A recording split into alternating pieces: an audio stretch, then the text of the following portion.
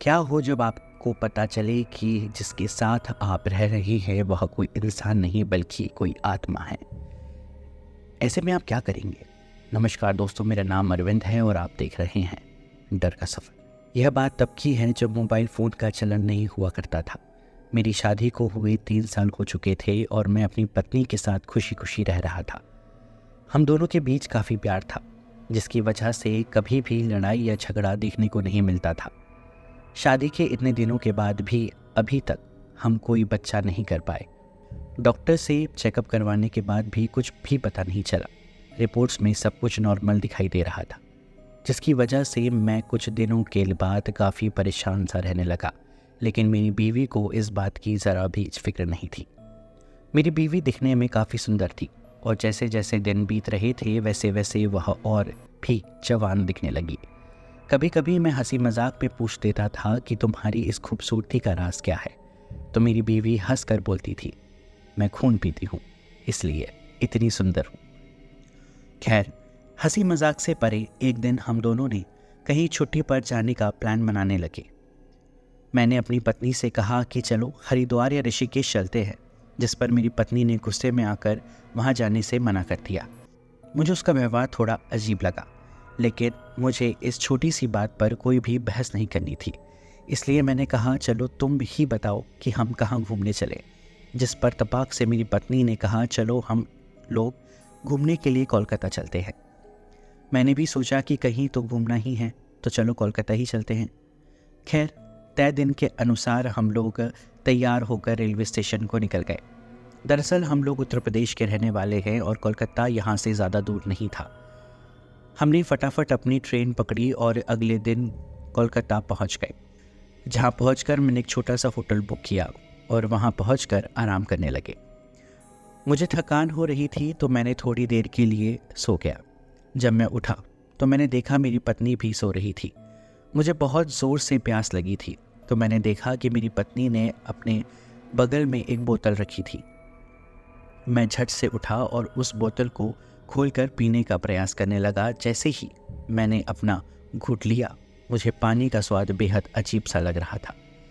जब मैं गौर से बोतल में देखने लगा तो वह पानी नहीं बल्कि खून था, जिसे देखकर मेरे 2 हाथ पैर कांपने लगे। मुझे समझ में नहीं आ रहा था कि आखिर इस बोतल में खून क्यों है। मैं चुपचाप बोतल को वापस उसी जगह पर रख दिया और अपनी पत्नी के बगल में आकर बिस्तर पर लेट गया। डर के मारे मेरी हालत खराब हो रही थी, लेकिन मुझे समझ में नहीं आ रहा था कि मेरा मन बेचैन सा क्यों हो रहा था, जिसको मुझे जल्द से जल्द शांत करना था। इसलिए मैंने कुछ देर के लिए बाहर जाने का सोचा। मैंने देखा कि मेरी पत्नी भी अभी सो रही थी, तो मैंने उसको जगाना उचित नहीं समझा। तैयार होकर बाहर निकल गया। मैं करीब 2 घंटे बाद वापस अपने होटल पर पहुंचा। फिर मैंने मैनेजर से पूछा कि यहाँ आसपास घूमने के लिए होटल की तरफ से कोई कार वगैरह मिलेगी क्या। फिर मैनेजर ने बिना किसी सवाल जवाब के ठीक है सर बोलकर वहाँ से चला गया। मैं भी अपने रूम में आ गया। आकर देखा तो मेरी पत्नी एकदम तैयार होकर बैठी थी।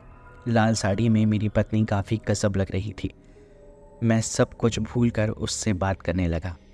खैर, कोलकाता में 4-5 दिन बिताने के बाद हम लोग वापस अपने घर को आ गए। कोलकाता में मैंने अपने कैमरे से बहुत सारी फ़ोटोज़ क्लिक की थी। तब मोबाइल का चलन नहीं था, तो हमारे कैमरे में रील डालकर फ़ोटो को खींचा जाता था, जिसको बाद में किसी लैब में देकर फ़ोटो निकलवाया करता था। मैं भी कलकत्ता से आने के बाद कैमरे की रील के लिए एक लैब में दे दिया। करीब 4 से 5 दिन के बाद मुझे मेरे सारे फ़ोटोज़ मिल गए, जिसको देखने के बाद मेरे 2 पैरों तले ज़मीन खिसक गई। मैंने देखा कि सारे फ़ोटोज़ में मैं अकेला ही हूँ, किसी में भी मेरी पत्नी नहीं है। यह देखकर मैं काफ़ी डर गया।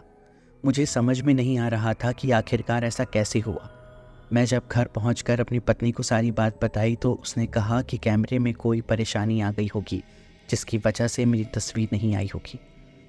पिछले कुछ दिनों में मेरे साथ कुछ ऐसा हो रहा था जो काफ़ी डरावना और विश्वास करने के लायक नहीं था। मेरा मन बहुत अशांत रहने लगा था। पास में ही एक शिव जी का मंदिर है। मैं शाम के शाम वहाँ जाने लगा।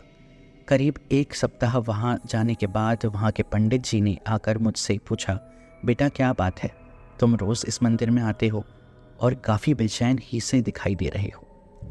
क्या कोई समस्या है या कोई बात है जो तुम मुझे बता सकते हो? शायद मैं उसका कोई उपाय तुम्हें बता दूं। फिर मैंने पिछले कुछ दिनों में हुई सारी घटनाएं पंडित जी को बताई।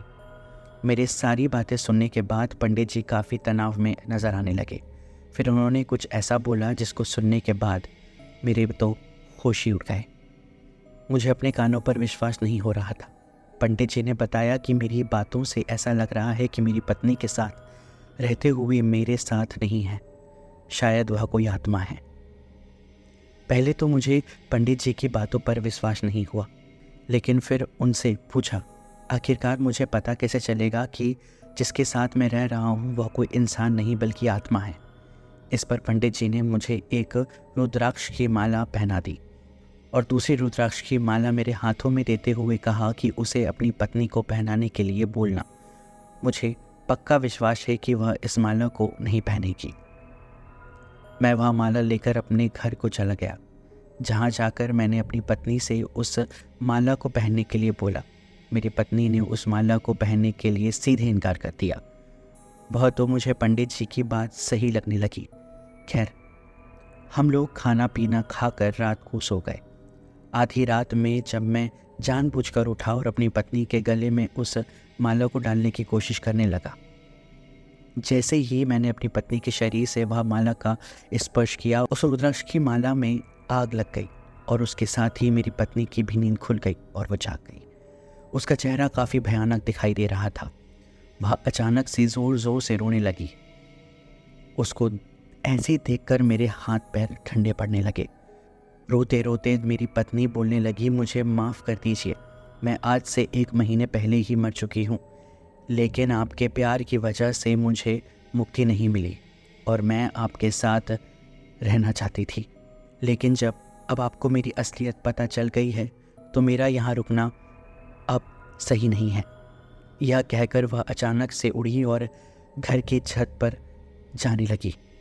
मैं भी धीरे धीरे उसके पीछे पीछे चलता रहा और बार बार उसे रोकने के लिए चिल्लाता रहा, लेकिन वह रोती हुई तेज़ी से छत की तरफ जा रही थी।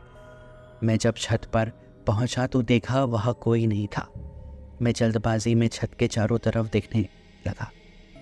मैंने देखा कि मेरे घर के पीछे एक पेड़ था जिसकी एक नुकीली डाली में मेरी पत्नी की लाश लटकी हुई थी।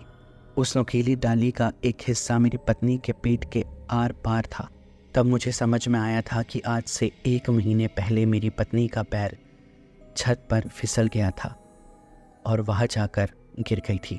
क्योंकि डाली बहुत नुकीली थी, इसलिए ज़्यादा खून बहने की वजह से उसकी मौत हो गई थी।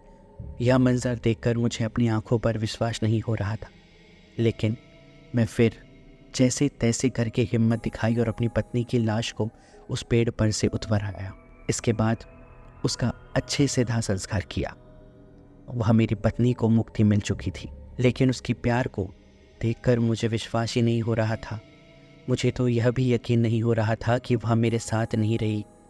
धीरे धीरे मुझे मेरी पत्नी की याद सताने लगी और मेरी तबीयत धीरे धीरे ख़राब होने लगी। इसके बाद मैंने वह घर बेच दिया और वापस अपने गांव जाकर रहने लगा।